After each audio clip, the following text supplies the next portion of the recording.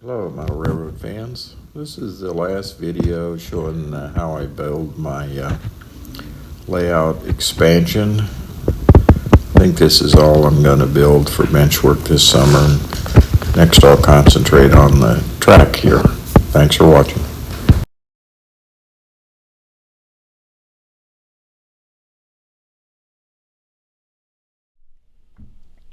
Okay, in this section I'm going to talk about my foam sculpting.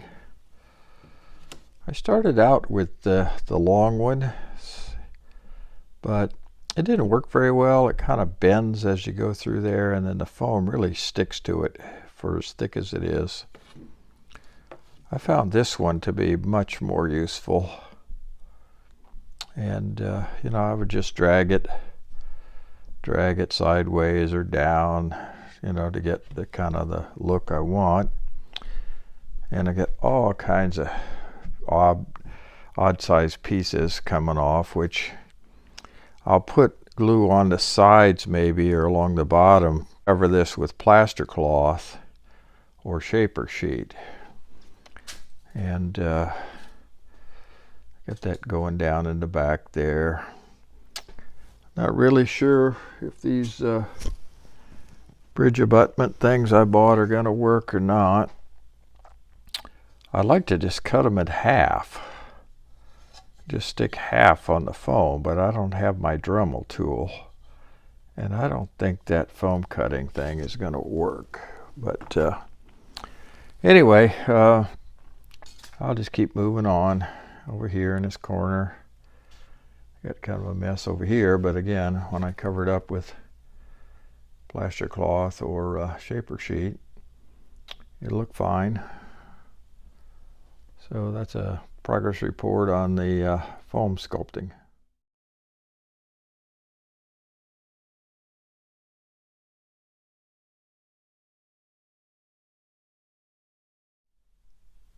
Okay, in this part of the video, I'm going to talk about my first experience with Woodland Scenics plaster cloth.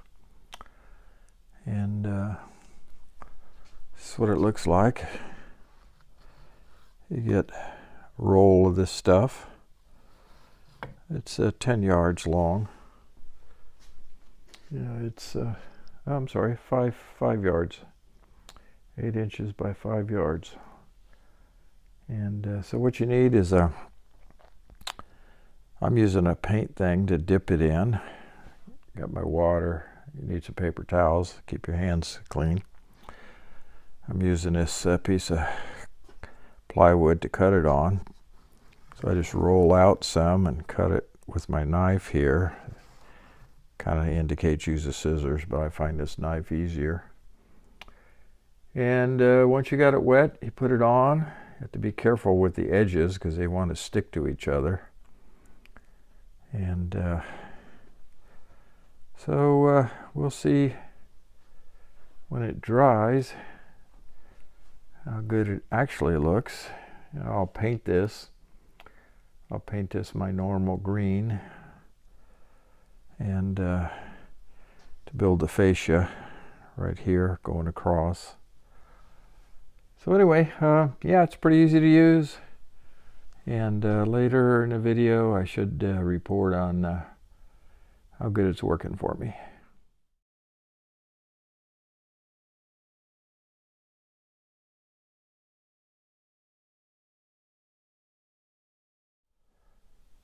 Okay, in this segment, I'm going to show you, I got all my plaster board on, I got my fascia sheet on, and I got to wait overnight for the plaster cloth to dry, and then I'll paint all this green.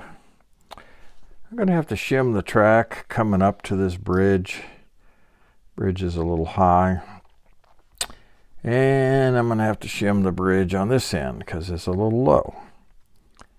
Maybe 1/8 of an inch or so. No, well, by the time I add in that, it's probably 1/4 inch. So, yeah, I have to put something underneath there. Not a big deal. That's where the track's going to go there. I got a problem with this bridge too. He's going to have to come up quite a ways. So I'm going to have to put something under his legs. Yeah, So I got the fascia on.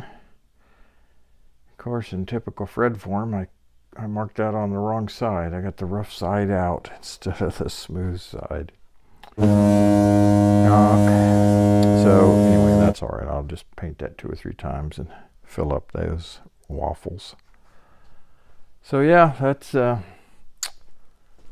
plaster cloth on. We'll see how it looks after I paint it. Okay, I got the plaster cloth and foam painted in my area west of Creston with the 2 bridges. I have to let that dry. I have to do a little touch up of the blue on the back, on the edges. And then I got to start painting my cork. I have a whole box of cork. I had to paint it that gray color. I have that amount of track, and then I have a whole other 25 box of track. So I got plenty of track. Should have plenty of cork to get this done. That's the end of this video. Thanks for watching.